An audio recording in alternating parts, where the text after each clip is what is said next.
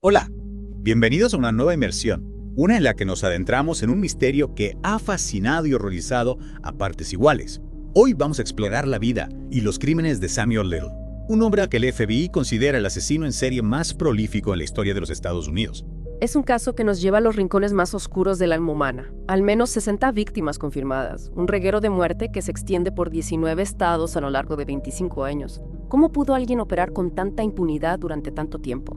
Esa es la pregunta que intentaremos responder. Para empezar, ¿qué sabemos de los primeros años de Samuel Little? Samuel Little nació en Georgia en 1940. Su infancia estuvo marcada por la ausencia de sus padres y fue criado por su abuela. Ya en la adolescencia, a los 16 años, tuvo su primer roce con la ley por allanamiento de morada. Un inicio temprano en el mundo del delito. ¿Y qué nos dicen sus crímenes posteriores sobre su evolución? A medida que Little se adentraba en la edad adulta, sus delitos fueron escalando en violencia. Robos, asaltos e incluso un intento de violación. Su historial criminal se extendía por varios estados, una señal de que algo oscuro se estaba gestando. Es como si cada delito menor fuera una pieza que encajaba en un rompecabezas macabro, ¿verdad? Hay un detalle que me ha llamado la atención. Little pasaba tiempo en prisión perfeccionando sus habilidades de boxeo. Ese detalle es crucial. El boxeo no solo le dio una fuerza física considerable, sino que también le proporcionó un conocimiento profundo del cuerpo humano, algo que lamentablemente utilizaría en sus crímenes posteriores. Un pensamiento escalofriante. En 1982, Little se enfrenta a su primera acusación de asesinato por la muerte de Melinda Ross Laprie en Mississippi. Aunque un gran jurado no lo acusó de este caso, volvería a perseguirlo años después. Es como si el destino le estuviera dando una advertencia, una que Little ignoró por completo. Ese mismo año fue juzgado en Florida por el asesinato de Patricia Ann Mount, pero fue absuelto. ¿Podría esta absolución haber envalentonado a Little, haciéndole creer que podía salirse con la suya? Es una posibilidad inquietante. Tras su absolución, Little se muda a California, un cambio que marca el comienzo de una espiral de violencia aún más aterradora. En 1984 es arrestado en San Diego por secuestrar, golpear y estrangular a Lori Barros, quien milagrosamente sobrevivió. Un mes después, la policía lo encuentra en su coche con otra mujer inconsciente, también víctima de una brutal agresión. Es un patrón claro de escalada de violencia. ¿Qué nos dice esto sobre la psique de Little? Little pasaba 2 años y medio en prisión por estos crímenes. Pero al salir en 1987, su sed de violencia no se había apagado. De hecho, se traslada a Los Ángeles, una ciudad que se convertiría en su macabro patio de recreo. Cometió más de 10 asesinatos en Los Ángeles durante ese periodo, actuando con una impunidad que aterra. Pero como todos sabemos, la justicia, aunque a veces tarde, suele llegar.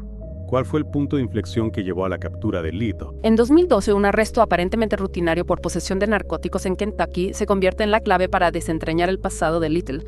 Un análisis de ADN lo conecta con 3 casos sin resolver en Los Ángeles: los asesinatos de Carol Elford Guadalupe Apodaca y Audrey Nelson Everett.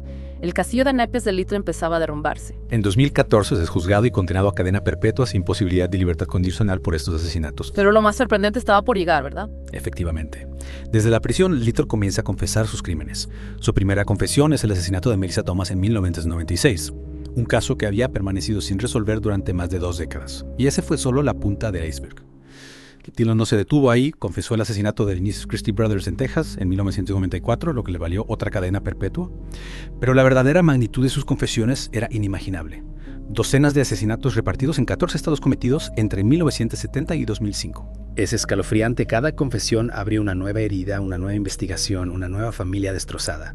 ¿Cómo se enfrentó el FBI a una avalancha de información tan abrumadora? El programa de prevención de criminales violentos del FBI, conocido como VCAP, se convirtió en la herramienta clave para procesar las confesiones de Little.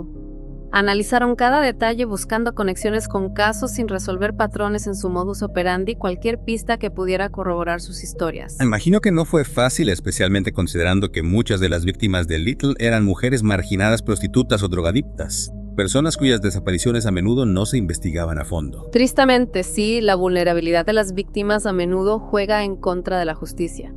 Pero a pesar de las dificultades, el FBI logró corroborar al menos 34 de las confesiones de Little, brindando un cierre, aunque agridulce, a las familias de las víctimas. Es un pequeño consuelo en medio de tanta oscuridad. Pero hay algo que me inquieta. ¿Por qué confesar?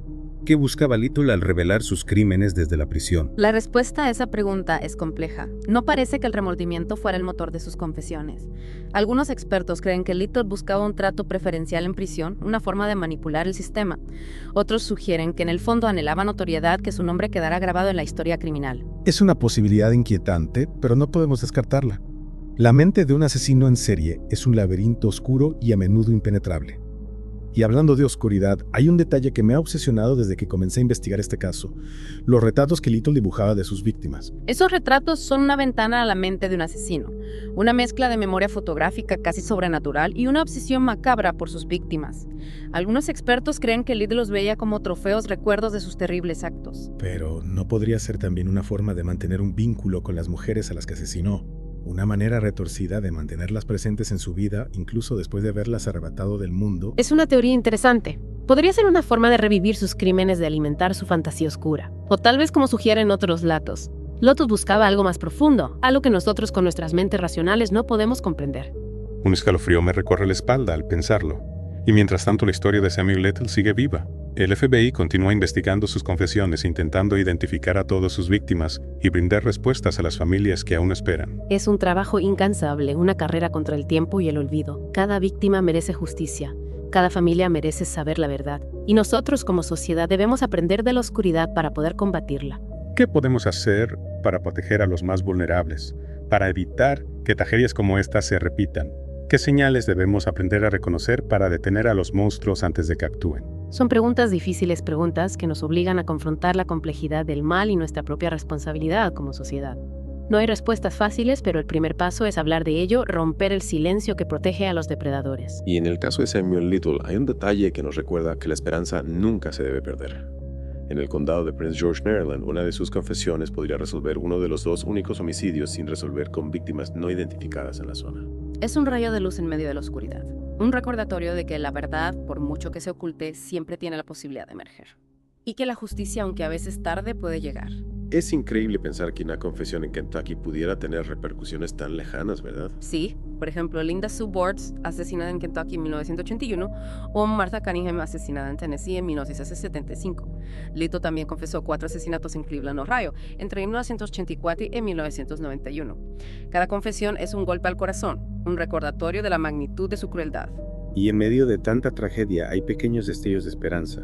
Algunos de los retratos dibujados por Little han ayudado a identificar a víctimas que habían permanecido en el anonimato durante años. Como en el caso de Akron, Ohio, donde un retrato de Little condujo a la identificación de una víctima. Es una prueba de que incluso en los casos más oscuros la justicia puede encontrar un camino. Es un pensamiento reconfortante. Pero volviendo a retratos, ¿qué nos dicen sobre la psique de Little? ¿Eran una forma de expresar remordimiento o simplemente una muestra de su obsesión macabra?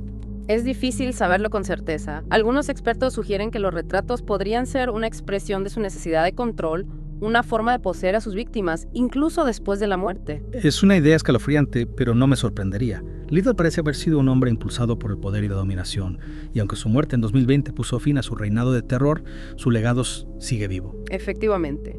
El FBI continúa trabajando para corroborar sus confesiones restantes, esperando identificar a más víctimas y brindar un cierre a sus familias. Es una tarea monumental, pero absolutamente necesaria. Samuel Little fue un monstruo que se aprovechó de los más vulnerables, dejando un rastro de dolor y sufrimiento a su paso. Pero su historia también nos recuerda la importancia de la justicia, la necesidad de luchar contra la impunidad y la obligación de recordar a las víctimas. Cada una de las víctimas de Samuel Little tenía una historia, una vida que fue brutalmente arrebatada. Es nuestro deber, como sociedad, honrar su memoria, asegurándonos de que sus nombres no se pierdan en el olvido. Y a ti, querido oyente, te dejamos con una pregunta para reflexionar. ¿Qué podemos hacer para crear un mundo donde monstruos como Samuel Little no puedan prosperar? ¿Qué medidas podemos tomar para proteger a los más vulnerables y asegurar que la justicia prevalezca? La respuesta no es fácil, pero la búsqueda de soluciones es un paso esencial hacia un futuro más seguro y compasivo.